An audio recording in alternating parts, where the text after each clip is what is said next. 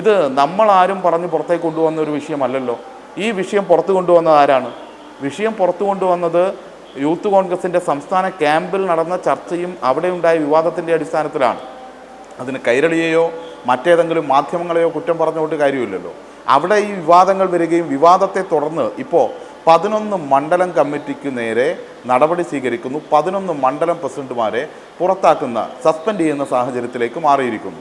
അപ്പോൾ ഈ 11 മണ്ഡലം പ്രസിഡന്റുമാരെ പുറത്താക്കുന്നതിന് ഇവിടെ പ്രിയപ്പെട്ട ശ്രീ റെജി സൂചിപ്പിക്കുന്നത് അത് ഒരു ഇൻറ്റേർണൽ മാറ്ററാണ്. എല്ലാ സംഘടനകളും ഇങ്ങനെ ഇൻറ്റേർണലായിട്ട് ചില കാര്യങ്ങളുണ്ടാകും. അങ്ങനെ എല്ലാ സംഘടനകൾക്കും ഉണ്ടാവില്ല.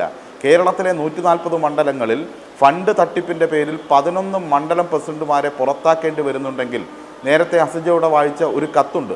ആ കത്തിൽ തന്നെ ലക്ഷക്കണക്കിന് രൂപ ഇതുമായി ബന്ധപ്പെട്ട് പിരിച്ചെടുത്തിട്ടുണ്ട് എന്നും അതിന് ചിലവൊന്നും വന്നിട്ടില്ല ബിരിയാണി ചലഞ്ചുമായി ബന്ധപ്പെട്ട് എന്നും ആ കത്തിൽ തന്നെ KPCC പ്രസിഡന്റിന് കൊടുത്ത കത്തിൽ തന്നെ സൂചിപ്പിക്കുന്ന സാഹചര്യമുണ്ട്. ഇത്തരം സാഹചര്യങ്ങളെല്ലാം നിലനിൽക്കുമ്പോൾ ഈ തട്ടിപ്പും വെട്ടിപ്പുമായിട്ട് ഇവർ മുന്നോട്ട് പോകുമ്പോൾ അതിന് മറ്റുള്ളവരെ ഇടയ്ക്കിടയ്ക്ക് പറയുമ്പോൾ പ്രിയപ്പെട്ട സുഹൃത്ത് DYFIയെ കുറിച്ച് സൂചിപ്പിക്കുകയാണ്. പ്രിയപ്പെട്ട സുഹൃത്തെ, DYFI ഒരു വീടിന് കണക്കാക്കുന്നത് 20 ലക്ഷം രൂപയാണ്. മികച്ച വീടുണ്ടാക്കി കൊടുക്കാനാണ് 20 ലക്ഷം രൂപ എന്നുള്ള നിലയിൽ അവിടെ 100 വീടുകൾ നിർമ്മിക്കാൻ 20 കോടി രൂപയാണ് അവിടെ സമാഹരിച്ച് മുഖ്യമന്ത്രിയുടെ ദുരിതാശ്വാസ നിധിയിലേക്ക്, മുഖ്യമന്ത്രിയുടെ ഈ നമ്മുടെ ഈ കെട്ടിടം ടൗൺഷിപ്പ് നിർമ്മിക്കുന്ന പദ്ധതിയിലേക്ക് 20 കോടി രൂപയാണ് കൊടുക്കുന്നത്. അതെങ്ങനെയാണ് സമാഹരിച്ചത്? അത് സമാഹരിച്ചത് DYFI പ്രവർത്തകർ ആക്രി പെറുക്കിയിട്ടാണ്, DYFI പ്രവർത്തകർ മത്സ്യം വിറ്റിട്ടാണ്, DYFI പ്രവർത്തകർ കല്ല് ചുമന്നിട്ടാണ്, DYFI പ്രവർത്തകർ മറ്റു പല തൊഴിലുകളും ചെയ്തിട്ടാണ്. സ്വന്തം അധ്വാനം, വിയർപ്പ്, ആ വിയർപ്പ് ഈ നാടിന് വേണ്ടി ചെലവഴിച്ച് അതിലൂടെയാണ് 20 കോടി രൂപ കണ്ടെത്തുന്നത്. ആ 20 കോടി രൂപയാണ് ടൗൺഷിപ്പിന് വേണ്ടി 20 ലക്ഷം രൂപയുടെ വീട് നിർമ്മിക്കാൻ വേണ്ടി കൊടുക്കുന്നത്. നിങ്ങൾ അങ്ങനെയാണോ? നിങ്ങൾ അങ്ങനെയല്ലല്ലോ. നിങ്ങൾ ഈ നാട്ടുകാരിൽ നിന്ന് അല്ലാതെ നേരിട്ട് പിരിച്ചെടുക്കുകയല്ലേ ചെയ്തത്. ആ പിരിച്ചെടുത്ത കണക്ക് ജനങ്ങളോട് പറയാനുള്ള ഉത്തരവാദിത്വമില്ലേ? ആ ഉത്തരവാദിത്വം നിർവഹിക്കുന്നതിന് പകരം മറ്റുള്ളവരെ കുറ്റപ്പെടുത്താനാണോ ശ്രമിക്കുന്നത്? നിങ്ങൾ വലിയ സംഘടനയാണ് എന്നൊക്കെ ഇവിടെ വലിയ വാചാലമായി സംസാരിക്കുക. നിങ്ങൾക്ക് എത്ര രൂപയാണ് പിരിക്കാൻ വേണ്ടി കഴിയുന്നത്? 88 ലക്ഷം രൂപയാണ്. 88 ലക്ഷം രൂപയ്ക്ക് നിങ്ങൾ എത്ര വീടാണ് നിർമ്മിച്ചു കൊടുക്കുന്നത്? എന്നിട്ട് ഇവിടെ പറയുകയാണ് സ്ഥലം ഗവൺമെൻറ് കൊടുക്കണമെന്ന്. 88 ലക്ഷം രൂപയ്ക്ക് വീട് നിർമ്മിക്കുകയാണെങ്കിൽ പ്രിയപ്പെട്ട സുഹൃത്തെ, ഒരു വീടിന് എത്രയാ തുക? ഒരു വീടിന് ഏതാണ്ട് 2,90,000 രൂപ വരും. 2,90,000 രൂപയുടെ ഒരു വീട്ടിനുള്ളിൽ കിടക്കേണ്ടവരാണ്. അതിന് സർക്കാർ സ്ഥലം തരണം എന്നാണോ നിങ്ങൾ ആവശ്യപ്പെടുന്നത്? നിങ്ങൾ അങ്ങനെ ആവശ്യപ്പെട്ടിട്ടുമില്ല. നിങ്ങൾ സർക്കാരിനോട് രേഖാപരമായി പറഞ്ഞിട്ടില്ല.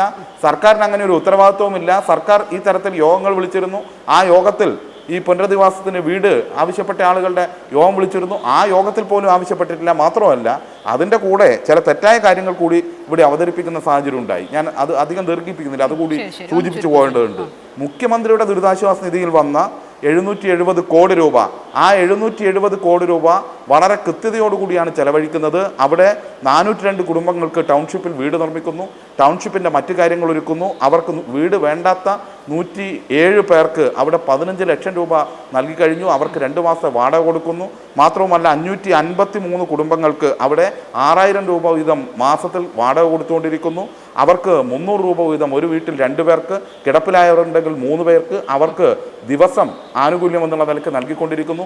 ഈ കാര്യങ്ങളെല്ലാം നിർവഹിച്ചുകൊണ്ടിരിക്കുന്നത് ഈ പറഞ്ഞ തുകയിൽ നിന്ന് തന്നെയാണ്. ആ തുക വളരെ സുതാര്യമാണ്, കേരളത്തിൽ ജനങ്ങൾക്കറിയാം. അതുകൊണ്ടാണ് എന്തിനും ഏതിനും വർത്തമാനം പറയുന്ന നിങ്ങളുടെ പ്രതിപക്ഷ നേതാവ് പോലും ഒറ്റ അക്ഷരമിണ്ടാത്തത്. നിങ്ങൾ ആരാണ് എന്നും നിങ്ങൾ എന്താണ് ചെയ്തുകൊണ്ടിരിക്കുന്നതെന്നും ഒരു ദുരന്തത്തെ മുൻനിർത്തിക്കൊണ്ട് പണം തട്ടിപ്പിന് തയ്യാറാകുന്ന നിങ്ങളെപ്പോലെയുള്ളവരെ, ഈ യൂത്ത് കോൺഗ്രസിനെ എല്ലാവരും തിരിച്ചറിയും. ഇപ്പോൾ അത് PJ കുര്യൻ ഉൾപ്പെടെയുള്ള ആളുകൾ പരസ്യമായി പറയുന്നുണ്ട്, നിങ്ങളുടെ ഇടയിൽ തന്നെ പറയുന്നുണ്ട്, നാടാകെ പറയും, നിങ്ങൾ പറയിപ്പിക്കും.